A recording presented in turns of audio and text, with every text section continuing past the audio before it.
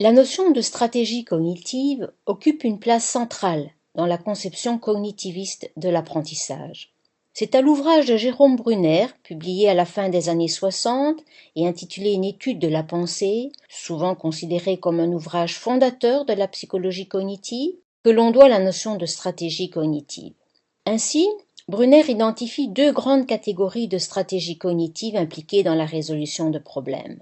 D'une part, les stratégies de centration, focusing, qui sont de nature plutôt déductive, du général au particulier, et d'autre part les stratégies de balayage, scanning, qui relèvent davantage de l'induction. Au fil du temps, la notion de stratégie s'est déclinée sous différentes formes dans le cadre de l'approche cognitiviste. Ainsi, parallèlement aux stratégies cognitives d'apprentissage ou de résolution de problèmes, est apparue la notion de stratégie métacognitive. Confronté à une tâche d'apprentissage, on considère que le sujet va faire appel à la fois à des stratégies cognitives, telles que des stratégies qui vont lui faciliter l'encodage des informations en mémoire, mais aussi à des stratégies métacognitives, centrées, par exemple, sur le contrôle actif de la mise en œuvre des opérations que le sujet devrait mener à bien pour réaliser cet encodage. Partons d'un exemple pour tenter de mieux comprendre les notions de stratégie cognitive et métacognitive.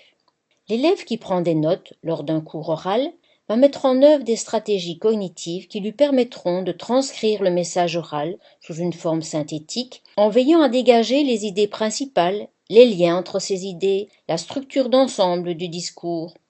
À l'issue de la prise de notes interviendra, pour certains élèves, ce qu'on appelle un jugement métacognitif ou auto-évaluation, qui consiste à évaluer si les notes dont on dispose sont suffisantes pour préparer l'examen. Suite à un jugement négatif à ce niveau, va se mettre en place une phase d'autorégulation métacognitive qui aboutira à identifier différentes stratégies cognitives susceptibles d'améliorer l'état de ces notes. Revoir ces notes pour en améliorer la structuration, compléter ces notes à partir des notes d'un condisciple ou d'un enregistrement sonore du discours du professeur, consulter des ouvrages sur le sujet. Comme l'illustre cet exemple, l'idée de méta qui accompagne le qualificatif cognitif fait référence au fait que les stratégies métacognitives vont conduire à porter un jugement ou à réguler l'application des stratégies cognitives. Si l'on accepte ce rôle de contrôle continu des processus cognitifs joués par les stratégies métacognitives, on comprend aisément pourquoi on accorde aujourd'hui autant d'intérêt à ce type de stratégie. Les chercheurs ont mis en évidence plusieurs types de stratégies cognitives. Un premier type relève des stratégies de répétition qui consistent à répéter des listes de mots, des listes pairées, paires associées, ou à souligner certains éléments dans un texte. Un deuxième type concerne les stratégies d'élaboration qui s'apparentent pour des tâches simples aux moyens mnémotechniques. Constituer une phrase qui unit la suite de mots que l'on veut mémoriser, se constituer une image mentale pour unir deux mots dans un apprentissage de paires associées. Pour des tâches plus complexes, ces stratégies d'élaboration font référence essentiellement à des procédés de structuration tels que synthétiser, relier des informations, construire des analogies. Enfin, un troisième type fait appel aux stratégies d'organisation qui consistent à grouper ou à organiser des informations à partir de modèles simples, comme un tableau, ou plus complexes, telle une hiérarchie d'opérations. Le psychologue français Olivier Houdet propose un modèle intéressant de l'apprentissage qui met largement en avant l'importance du contrôle cognitif et de la métacognition. Pour cela, il reprend la distinction de Daniel Kahneman entre système 1, basé sur la réaction immédiate et l'impulsion, et système 2, plus logique, plus analytique, mais aussi plus lent. Pour arbitrer entre ces deux systèmes, Olivier Houdet propose de faire intervenir un système inhibiteur, ou système 3, situé dans le cortex préfrontal. C'est ce système inhibiteur qui va permettre, lorsque c'est nécessaire, d'inhiber le système 1 pour laisser la place au système 2.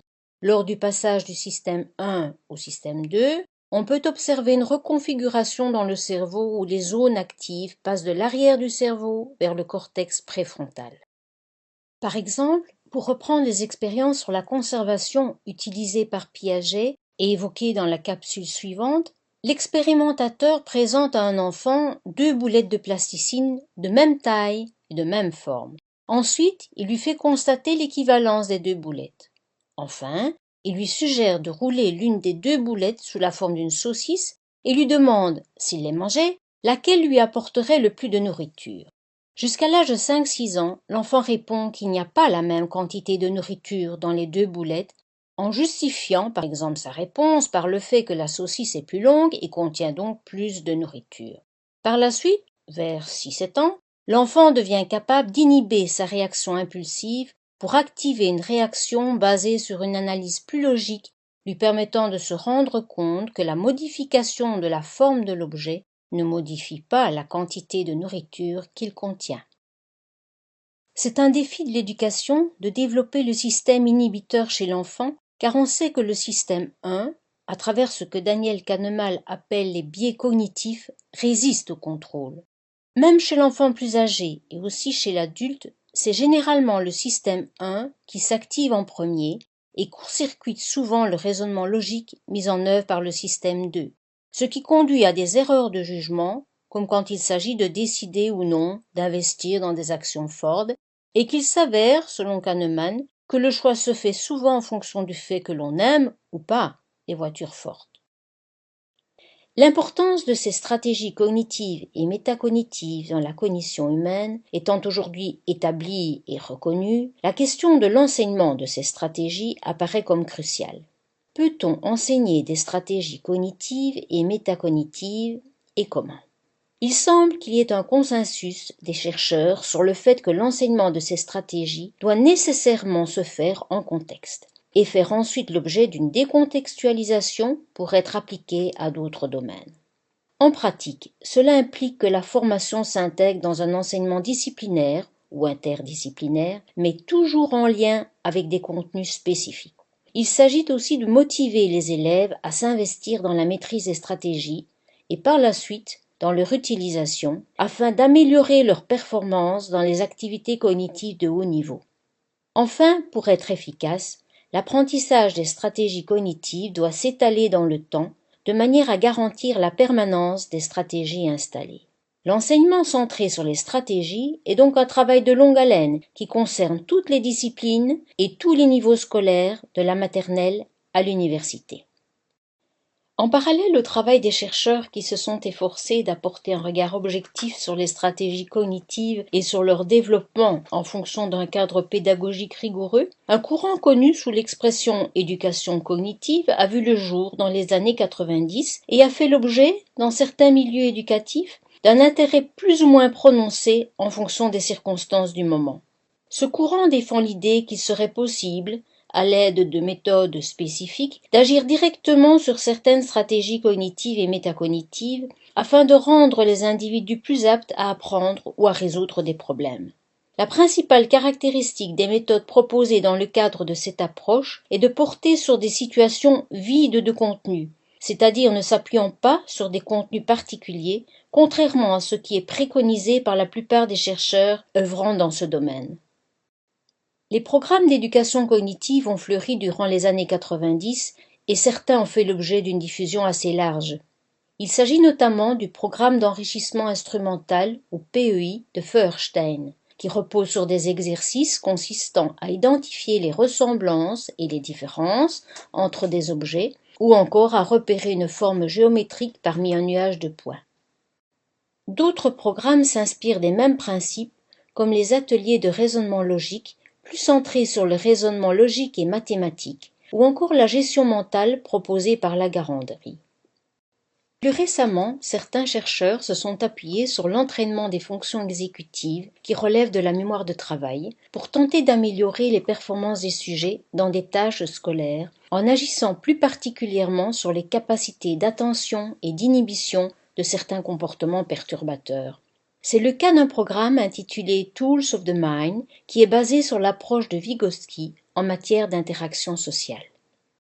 Un autre programme appelé MindUp s'inspire des mêmes principes et fait actuellement l'objet d'un certain intérêt en Amérique du Nord. Celui-ci est centré sur le développement de l'attention, la persévérance et le contrôle des émotions chez les jeunes enfants de la fin de l'enseignement maternel et du début du primaire. Même si l'efficacité des programmes centrés sur le contrôle exécutif est loin d'être établie, Certaines données, issues de recherches synthétisées par Adele Diamond et publiées dans la revue Science en 2011, montrent qu'un entraînement systématique portant sur le contrôle exécutif et la mémoire de travail peut avoir des effets positifs sur différentes tâches, y compris des tâches de transfert. De même, des programmes d'activité physique et d'entraînement musical ont également révélé des effets positifs sur le développement des fonctions exécutives. Le programme Tools of the Mind, que nous venons d'évoquer, a montré des résultats intéressants, en particulier chez les enfants qui souffraient de lacunes spécifiques comme une mémoire de travail de capacité limitée et des déficits d'attention. Dans la foulée de ces programmes expérimentaux, tout un marché de l'entraînement cérébral s'est développé sur ordinateur, console de jeu ou tablette numérique. Les programmes proposés ont généralement un caractère ludique et affichent des ambitions fort attrayantes. Solliciter la mémoire, l'attention, le raisonnement, la coordination. Le plus connu est certainement le programme Kawashima, du nom d'un scientifique japonais qui a vendu des millions d'exemplaires de son programme. Il s'agit d'un programme d'entraînement mental intitulé « Quel est l'âge de votre cerveau ?» Contrairement à ce qui est attendu, ces programmes permettent uniquement d'avoir un effet sur certaines opérations mentales spécifiques.